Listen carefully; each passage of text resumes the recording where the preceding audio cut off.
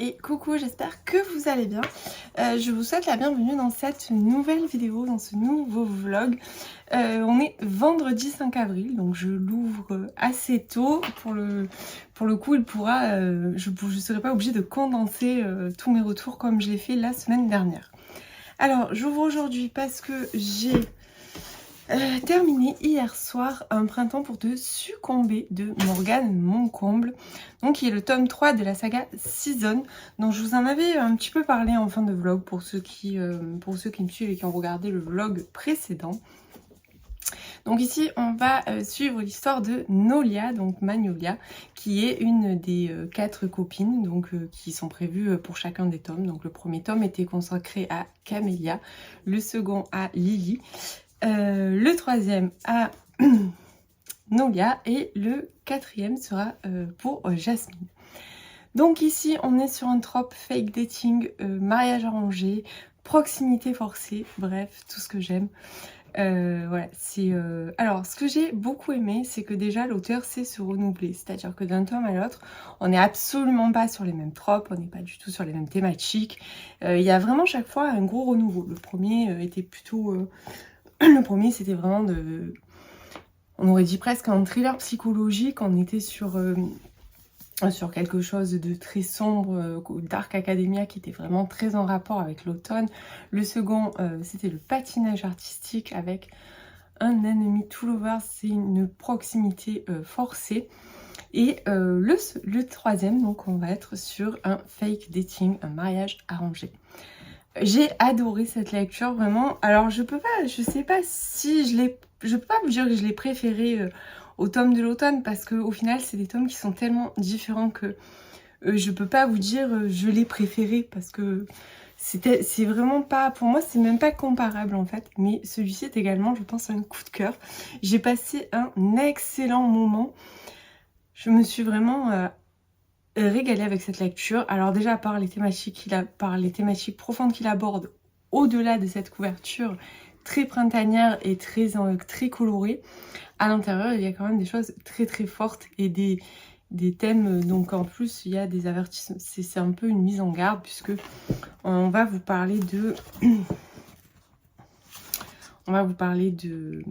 revenge porn et de lutte contre la prostitution en fait, et aussi de déni de grossesse. Ça, j'ai trouvé ça très intéressant de le placer dans une romance. Il faut savoir que Nolia est une maman célibataire, elle élève sa petite fille toute seule et elle a fait un déni de grossesse pour sa petite fille. Donc voilà, on va un petit peu explorer tout ça. Et au-delà de ça, la romance, elle est féerique. Voilà, c'est un conte de fées. Cam, qui est le personnage masculin, est vraiment le prince charmant. Voilà, il a toutes les qualités, même si même s'il gère des sites d'escorte. Voilà, personnellement, j'ai trouvé absolument adorable. C'était vraiment top. Vraiment, comme lecture, c'était génial. Ça m'a donné un petit peu de... Mais ça m'a fait pleurer aussi. Bon, vous me direz, en ce moment, je pense que j'écrase une fourmi par terre, je me mets à pleurer. Mais enfin bon, ça, c'est une autre histoire. Mais il y a quand même des passages qui sont assez prenants, notamment quand Nolia va un petit peu nous parler de son passé, de sa relation passée avec justement le père de sa fille. Voilà, ça m'a beaucoup touchée, parce que je pense que beaucoup en fait pourront se reconnaître dans ce genre de relation complètement toxique qui vous pourrit un petit peu la vie et qui surtout vous laisse des traces et des marques indélébiles qui mettront du temps à partir. Voilà, donc après j'ai eu des passages où j'ai pleuré de rire, notamment un passage qui m'a fait tellement rigoler que rien que d'y penser j'en ris encore. Mais voilà, et j'ai aimé vraiment, j'aime bien dans cette saga, vraiment j'aime beaucoup le fait que l'auteur se renouvelle à chaque fois. C'est-à-dire qu'on n'a pas du tout l'impression de tomber dans les mêmes trucs avec juste des personnages différents. Non, on est vraiment sur des choses complètement différentes. Et là, en plus, le printemps est vraiment très très bien représenté. Bon, dans les autres saisons aussi, hein, l'automne c'était parfait. L'hiver aussi avec le patinage artistique. Et là, voilà, Nolia, elle est fleuriste. Tout se rapporte beaucoup aux fleurs. On sent vraiment cette ambiance printanière. Enfin, voilà, on le ressent au travers de la lecture. Et vraiment, j'ai passé un excellent moment. J'ai maintenant hâte de découvrir le tome consacré à Jasmine, qui est, je crois, un été pour te retrouver et qui doit sortir, je suppose, fin juin. Alors le bruit, c'est juste ma porte qui claque parce qu'il y a du vent. Donc voilà, j'ai ouvert mes fenêtres pour faire aérer ma maison et ça claque. Donc à la fin de mon vlog précédent, j'étais super fière de vous annoncer que je n'avais pas acheté de livre. Bon, aujourd'hui, j'ai acheté des livres. Voilà, alors je vais vous montrer ce que j'ai acheté. Alors j'ai acheté Un enfant sans histoire d'Amélie Antoine qui vient de paraître aux éditions Le Muscadier Noir. Donc ce livre me faisait très envie. Je pense que vous l'avez vu, revu passer sur les réseaux. Il y a eu une pub énorme pour la sortie de ce livre. Il est sorti hier. Je vais quand même vous lire la 4e de couverture. Je m'appelle Vadim et j'ai 5 ans. Mon petit frère s'appelle Nathan. Maman dit toujours que de nous deux, c'est moi le plus sage. Mon grand frère s'appelle Volodya.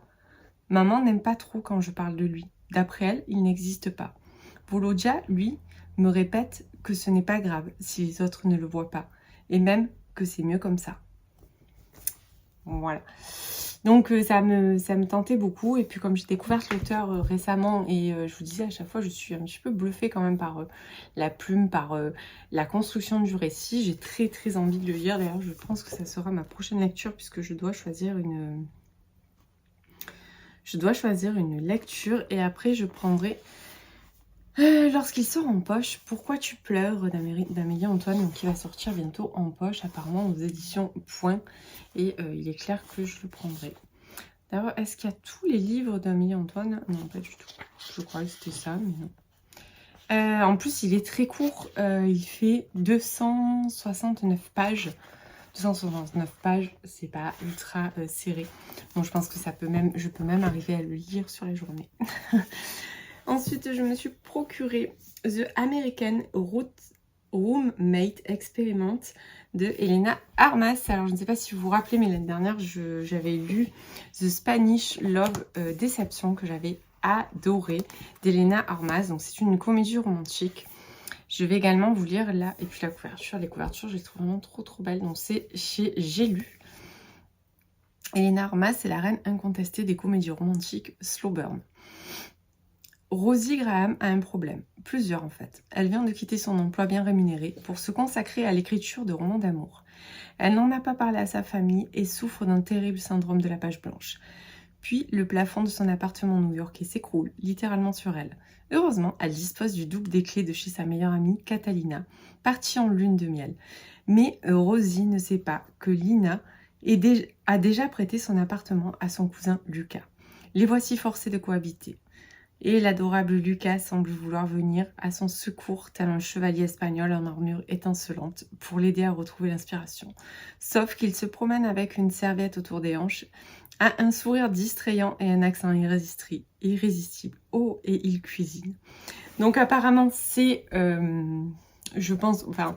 Catalina, c'est l'héroïne de The Spanish Love Deception, si mes souvenirs sont bons, que je dis pas de bêtises. Donc voilà. En tout cas, j'espère arriver à le caser rapidement. Bon, je suis pas convaincue de ça, mais on verra. Et je me suis également pris Les Ombres d'Adélaïde Hills de Kate Morton. Alors, ça sera l'occasion pour moi de découvrir la plume de l'auteur. Il a été édité, donc là, il est en poche chez J'ai lu. J'ai attendu sa sortie poche. Il a été édité l'année dernière chez Charleston. Mais voilà, ne sachant pas si j'allais le lire tout de suite. Parce que comme vous pouvez le voir, il est quand même bien épais. Je crois qu'il fait 800 pages. Donc voilà, 800 pages. On va dire qu'il faut que je me pose tranquillement, quoi. Je ne vais pas le lire en une soirée. Mais voilà, ça me tentait pas mal. Je pense que pareil, vous avez dû le voir assez passer. Claire Norton est assez connue. En tout cas, la couverture, elle est trop belle. J'adore. J'aime énormément. Donc voilà, j'ai préféré. Donc là, on est sur une double temporalité, je crois. Ou peut-être pas, en fait. Adélaïde Hills, 1959. La veille de Noël, la tragédie s'abat sur le domaine des Turner. Une enquête est ouverte et la petite ville de Tambilla est bientôt associée à l'une des affaires de meurtre les plus choquantes et les plus inexplicables de l'Australie du Sud. 60 ans plus tard, Jess, journaliste à Londres, doit retourner à Sydney lorsque sa grand-mère est hospitalisée. Livrée à elle-même dans la maison de son enfance, elle s'aventure dans les pièces qui lui étaient interdites et découvre qu'il pourrait bien exister un lien secret entre sa famille et le drame des Turner. Donc voilà, c'est bien une double temporalité et ça me tente beaucoup. Bah, écoutez, ça sera tout pour aujourd'hui, c'était déjà pas mal. Et dans tous les cas, je vous dis bien évidemment à plus tard. Et coucou, j'espère que vous allez bien. Je vous reprends, on est le lundi 8 avril. Alors déjà, je vais faire une petite parenthèse pour vous remercier pour tous vos messages que j'ai eu la semaine dernière par rapport au moment où je vous ai parlé en fait de ma chaîne qui avait été malade. Et vraiment, j'étais trop contente de lire tous vos messages. Et c'est là que je me dis que j'ai une super communauté. Voilà, donc c'était juste pour vous dire un grand merci pour ces petits messages et pour tous les gens qui ont pris de ces nouvelles. Donc voilà, pour vous dire, elle va super bien. Ça y est, elle a retrouvé complètement sa forme pour mon plus grand plaisir et pour mon plus grand soulagement. Donc voilà, c'était la petite parenthèse. Ensuite, je vous ai pris aujourd'hui pour vous parler de lecture et pour vous parler de mes deux dernières lectures, donc les livres que j'ai lus ce week-end. Alors, sans grande surprise, j'ai lu Un enfant sans histoire d'Amélie Antoine aux éditions Le Muscadier, que je suis allée exprès à la base en librairie vendredi pour me le procurer parce qu'il m'intriguait beaucoup. Alors, Un enfant sans histoire, c'est l'histoire d'un couple classique, on va dire, d'une famille banale, avec Marianne qui est sage-femme, Sylvain qui est auteur à plein temps. Ils ont deux enfants, Vadim et Nathan. Donc le petit Vadim a, je crois, 6 ans à peu près, puisqu'il vient de rentrer au CP. Alors il faut savoir que c'est un enfant qui a été adopté, puisque il n'arrivait pas à avoir d'enfant, donc ils avaient fait des démarches pour adopter. Ils ont récupéré ce petit Vadim et tout juste derrière, Marianne a appris qu'elle était enceinte, donc ils ont eu 2 enfants d'un coup finalement, alors qu'ils galéraient pour en avoir. Donc tout va pour le mieux dans cette famille où tout semble rouler à peu près quoi. Et un beau jour, Vadim en fait commence à parler de Volodya en disant que c'est son ami. Donc sa maman pense que c'est un petit garçon avec lequel il s'est fait copain à l'école, mais petit à petit, en fait non, elle s'aperçoit que c'est un ami imaginaire. Et Vadim parle de Volodya comme de son grand frère qui serait venu le chercher pour en fait le ramener avec sa famille d'origine. Donc des questions commencent à se soulever. Et Marianne est au départ. Donc au départ, Sylvain est un petit peu. On rigole un petit peu de tout ça parce qu'il se dit que beaucoup d'enfants développent ça, souvent par ennui ou parce que voilà, ils s'inventent souvent un petit copain imaginaire. Et Marianne, elle de suite assez peu plus inquiète puisque cet ami imaginaire prend quand même de plus en plus de place, on va dire, au sein de la famille. Voilà, pour exemple, Vadim va réclamer une brosse à dents pour lui, un lit pour lui. Enfin voilà, ça prend vraiment de plus en plus de proportions. Alors, je vous en dirai pas plus sur l'histoire parce que je ne veux absolument pas vous spoiler. Tout ce que je peux vous dire, c'est que moi j'ai adoré la construction. C'est-à-dire on commence par un prologue qui va nous plonger un petit peu dans le drame. Enfin dans le drame, on ne sait pas vraiment ce qui s'est passé. On sait qu'il y a eu un drame dans la maison.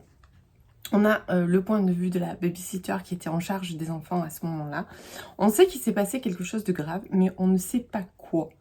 Voilà, on ne sait absolument pas ce qui s'est passé. Donc on commence par ce prologue et ensuite on va remonter en arrière en alternant entre des chapitres concernant Marianne et des chapitres concernant Sylvain. Donc on va rentrer un peu plus dans le vif du sujet. Et on a également, à la fin de ces 2 chapitres-là, on a un petit chapitre qui se positionne d'une personne de l'entourage, mais après le drame, au moment du drame ou juste après le drame en fait. Donc ce qui va nous apporter un petit peu des éclaircissements sur plein de choses et nous donner surtout une vision un petit peu différente de celle des parents. Alors, en toute honnêteté, j'ai été ravie de retrouver La Plume d'Amélie Antoine. C'est très très addictif. On est dans un thriller psychologique, un thriller domestique où vraiment on a hâte de savoir, on fait défiler les pages, on veut savoir ce qui s'est passé, on se demande ce qui a pu basculer, Je vous avoue que j'imaginais pas ça du tout à la fin. Je m'étais complètement fourvoyée. Puis il y a cette ambiance un petit peu sombre, un petit peu stressante avec ce petit garçon qui nous parle de plus en plus de ce Volodya qui est son ami, son grand frère. Enfin, je veux dire, qui prend une place. Par moments, on a même l'impression qu'il n'est pas forcément super sympa, cet ami imaginaire. Enfin bon, ça prend vraiment de plus en plus de proportions. Alors il m'a manqué quand même quelques explications à la fin, en toute honnêteté, même si voilà, j'ai passé un très bon moment, je l'ai lu à une vitesse folle. J'aurais pu le lire vendredi vraiment, mais bon, il me restait une 50aine de pages que j'ai fini samedi matin. Mais clairement c'est très addictif. C'est un petit peu la même construction finalement que Raison Obscure.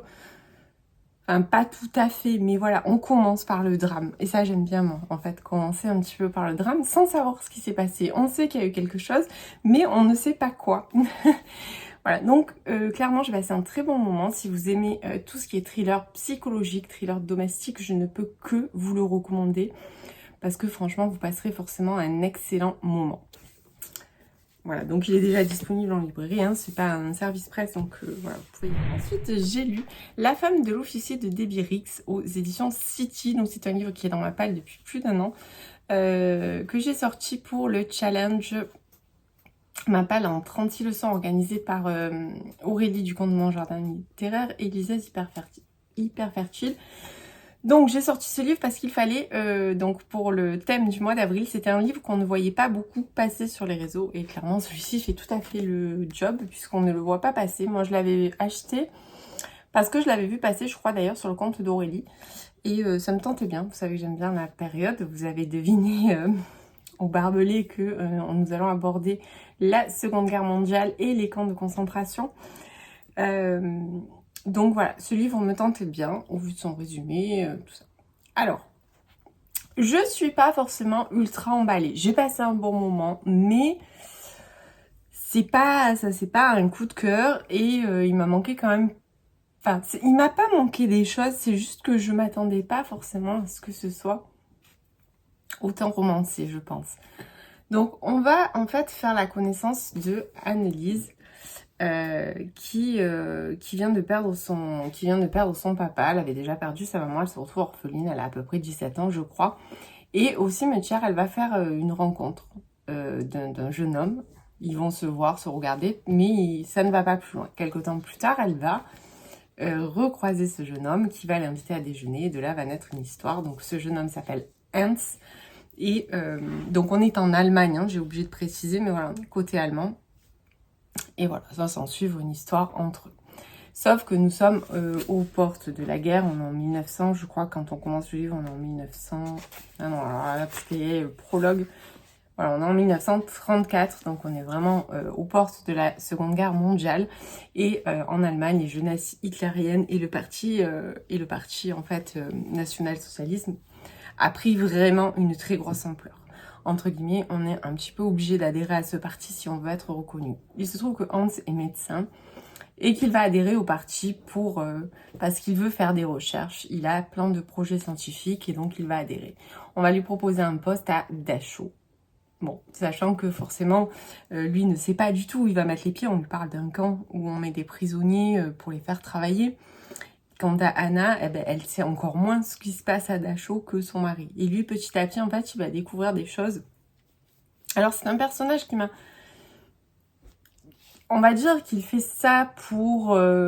Alors, comme beaucoup, je pense, ils ont été enrôlés pour un objectif, c'est-à-dire pour convenir à la nation, entre guillemets, pour rester dans les rangs. Mais on sent qu'il n'est pas pour tout ce qui se passe à Dachau quand il va vraiment découvrir que les expériences se font vraiment sur des humains, sur tous ces prisonniers qui ont été mis là parce que, ben, soi-disant, ils rentraient pas dans la bonne case au niveau de la société. Et Anna, elle, va vivre un petit peu en marge dans sa maison, puisque c'est des gens qui ont des moyens, enfin je veux dire, c'est... Voilà. Donc elle va vivre dans sa maison jusqu'au jour où, déjà il se pose plusieurs interrogations, c'est que Anna n'arrive pas à tomber enceinte. Donc il y a un problème de fertilité dans le couple, et bien évidemment, forcément, c'est le problème de la femme, hein, c'est pas le problème de l'homme.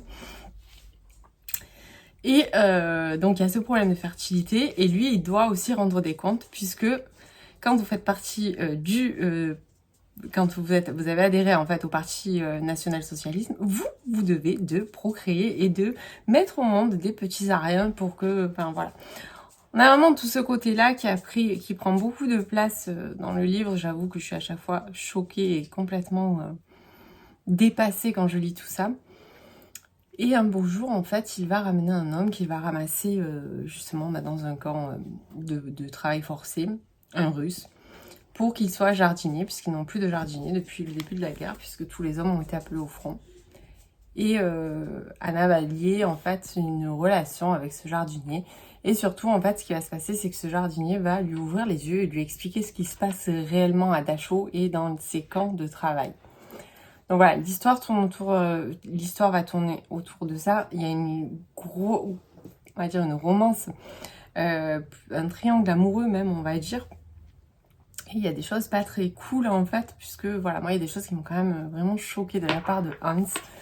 Et voilà, c'est quand même très choquant de se dire que ça pouvait aller jusque là. Mais bon, je vous en dis pas plus. La plume est très fluide, ça se lit vraiment très très vite, très bien. J'avais peur au début parce que voilà, c'est quand même un livre de 450 pages.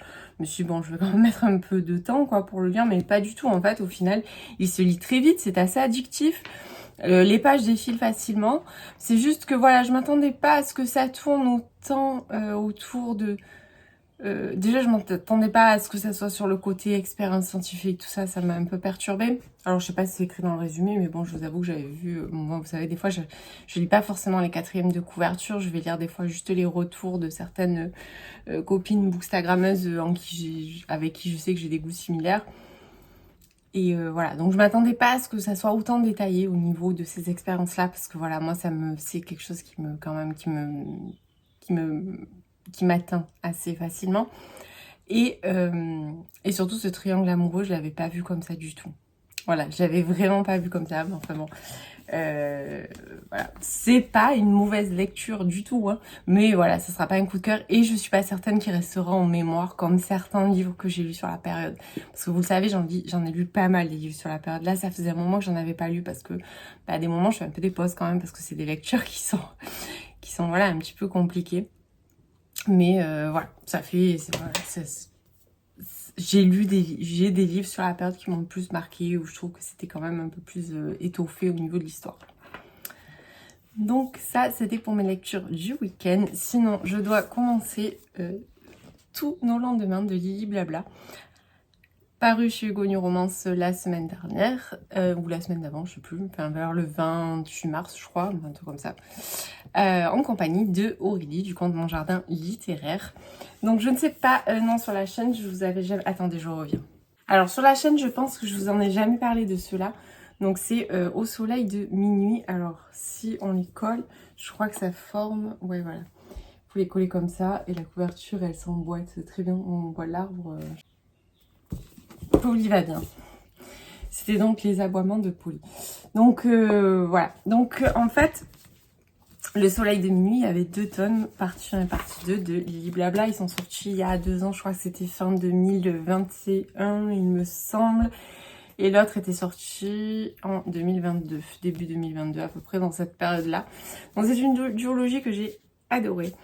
Et celui-là, c'est un petit peu un tome, entre guillemets, compagnon, puisque ici, on découvrait l'histoire de Aaron et Milan. Et là, on va découvrir l'histoire de Chloé et Chris, donc qui sont les meilleurs amis d'Aaron, en fait. Voilà. Donc ces livres-là m'ont fait tellement pleurer que... Voilà, je me rappelle encore exactement à quel moment je les ai lus. Je les ai littéralement adorés. En plus, le premier tome était vraiment très court. Et je me rappelle que je l'avais lu sur une soirée.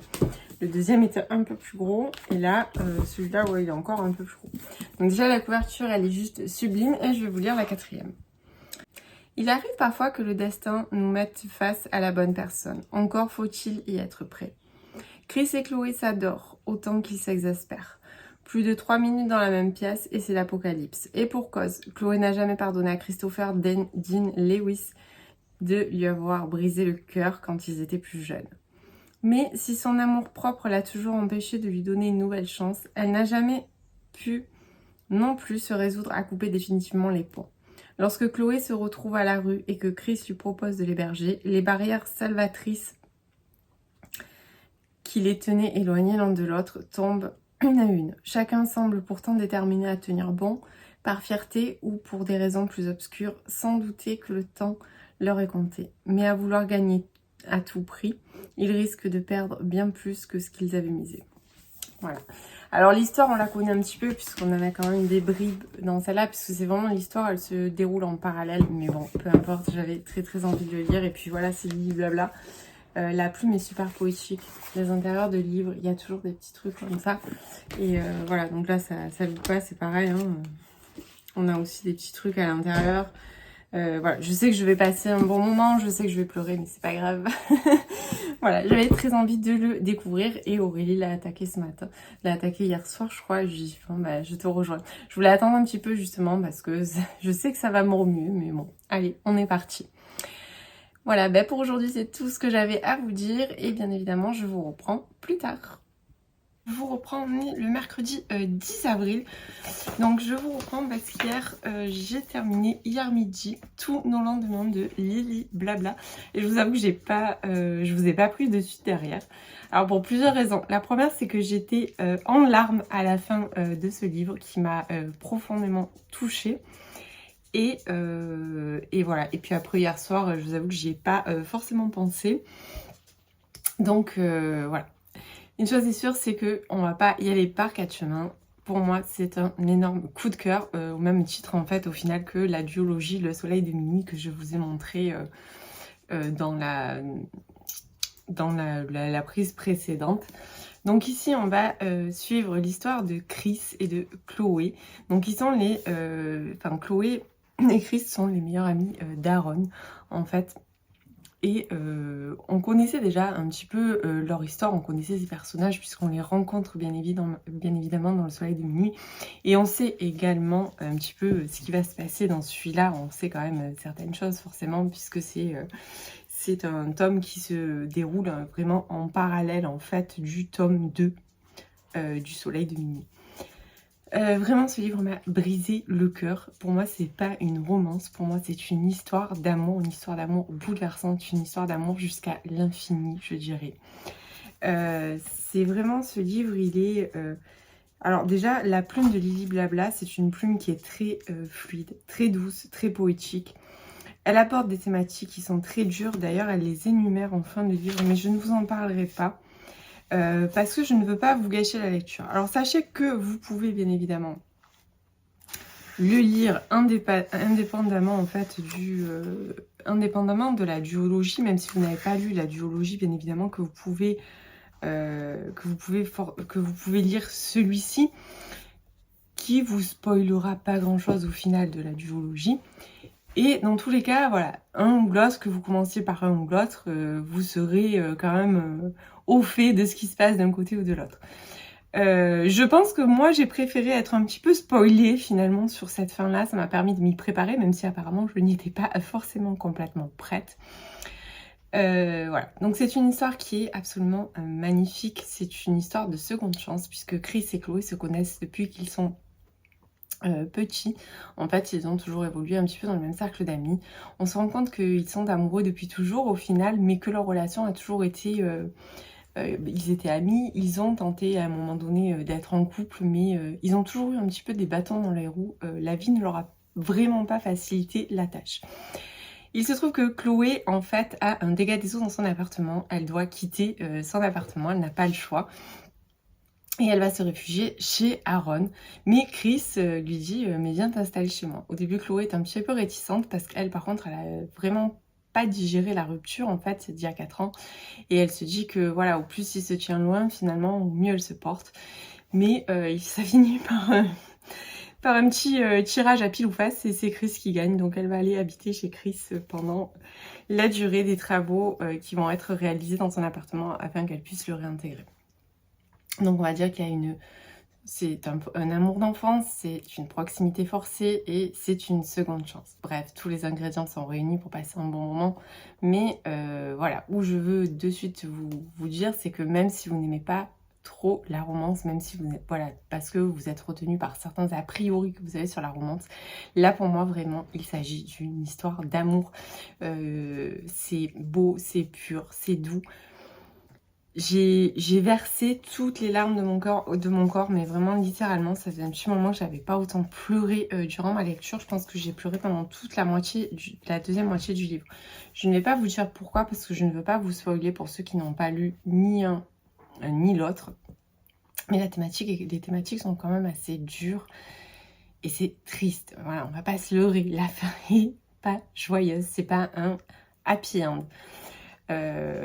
Donc voilà, je préfère le dire au cas où parce que on sait jamais. Mais voilà, moi j'ai adoré, vraiment, c'est un énorme coup de cœur. Je pense même que... Bon, il rivalise pas quand même avec le tome 1 du Soleil de minuit qui était un énorme coup de cœur. Quoique oui, il peut rivaliser. Mais bon voilà, je dis que dans sa globalité, les 3 livres de Lily Blabla sont mes livres préférés. Vraiment, j'adore. Je suis complètement fan et je sais que j'oublierai pas cette histoire. Je sais qu'elle va rester longtemps gravée en mémoire parce qu'il se dégage tellement de beauté, tellement de douceur, tellement d'amour de ce livre. Et pas que l'amour, il y a aussi l'histoire d'amitié de ce groupe. Il y a aussi une histoire de fratrie avec le frère jumeau de Chris. Vraiment, cette histoire-là, elle est très complète. Il y a beaucoup de choses, c'est très riche et c'est magnifique. Voilà, vraiment, la plume de l'auteur, je peux pas... Je suis encore... voilà, quand j'avais lu le tome 1 de la duologie, je m'étais dit, waouh, mais quelle plume magnifique. Je crois que c'est son premier livre. Après, elle fait du dessin. C'est elle d'ailleurs qui réalise les couvertures. Mais en roman, oui, je crois qu'elle a écrit que ces 3-là. Et vraiment, cette plume, elle est magnifique. Voilà, ça se lit tout seul. Il fait quand même presque 500 pages. Je l'ai dévoré en un rien de temps. En 24 heures, il a été dévoré complètement. Je ne pouvais pas le lâcher une fois qu'on est dedans. Moi, j'ai tout aimé. Pour moi, c'est un sans faute. Il n'y a rien qui m'a... déplu. Alors oui, j'ai pleuré, mais c'est parce que voilà, c'est l'histoire qui était triste. Oui, l'histoire est triste, mais elle est tellement belle qu'on se dit une histoire d'amour comme ça, c'est magnifique en fait. Voilà, et ça, je peux que vous le recommander pour ça. Je vous en dirai pas plus parce que déjà, si on a lu entre guillemets la duologie, on connaît plus ou moins les tenants et les aboutissants de cette histoire-là. Mais voilà, j'étais ravie de la découvrir en détail. Pour moi, c'est un tome compagnon, je dirais, en complément avec la duologie Le Soleil de minuit. Et franchement, elle est... Voilà, les 3, allez-y, foncez, vous pouvez les lire. Et comme je vous dis, il n'y a pas de scène spicy, il n'y a pas de scène explicite, c'est vraiment juste suggéré. Mais il n'y a pas de scène dans le détail ou des choses comme ça. Donc pour moi, c'est vraiment une très très belle histoire d'amour, une très très jolie romance. Comme on n'en lit pas beaucoup en fait, des romances aussi belles. Voilà, donc ça sera tout pour ce livre. Il a mieux valu que je vous prenne aujourd'hui parce que je pense que si je vous avais pris hier pour vous parler de cette lecture, ça aurait été compliqué vu dans l'état dans lequel j'étais. Alors, sinon, côté lecture, aujourd'hui je dois commencer Toutes nos histoires infinies, donc qui est le roman historique édité par les éditions City de Jessica, moi n'importe quoi, de Rebecca Yarros. Alors je ne l'ai pas encore reçu, je dois le commencer aujourd'hui avec Aurélie du Comte Mon Jardin Littéraire. Je dois le recevoir normalement, la poste me dit que je dois le recevoir dans la journée, donc je leur fais confiance, hein, même si ils sont souvent à la bourre, mais non, ça devrait le faire. Mais je vais quand même vous lire le résumé. À 28 ans et après un divorce difficile, Georgia retourne vivre chez sa grand-mère décédée, une ancienne romancière. Elle y rencontre un auteur à succès, Noah, venu terminer le livre inachevé de Scarlett. Tous les deux se détestent, mais le manuscrit et les lettres de la défunte, portant sur sa tragique histoire d'amour avec un pilote de la Seconde Guerre mondiale, les rapprochent. Donc c'est assez succinct comme quatrième de couverture. La couverture est super belle. Alors je sais pas si vous allez bien voir avec ça, mais je vais quand même essayer de vous le montrer. Je vous la mettrai sinon... Donc j'ai pris bien évidemment la version collector qui est juste sublime. Vous avez dû certainement beaucoup le voir passer, je pense, sur les réseaux, puisqu'il y a eu une grosse promotion qui a été faite pour les partenaires des éditions City. Et le colis était juste magnifique. Voilà, donc comme on peut le comprendre, c'est un roman historique à double temporalité et je pense que clairement ça va tout à fait me plaire. Sinon, bah écoutez, pour aujourd'hui, ça sera tout pour cette semaine aussi. Je vais clôturer ici ce vlog. J'espère qu'il vous aura plu, j'espère que vous aurez trouvé plein d'idées lecture dans tout ce que je vous ai proposé. Et encore une fois, bah, si vous avez regardé cette vidéo jusqu'au bout, que vous l'avez aimée, je vous invite à mettre un petit... même si c'est pas un commentaire, mais voilà, un petit signe, une petite fleur, un petit ce que vous voulez pour me dire que vous avez regardé cette vidéo en entier et qu'elle vous a plu. Sur ce, je vous laisse. Bien évidemment, je vous dis à la semaine prochaine.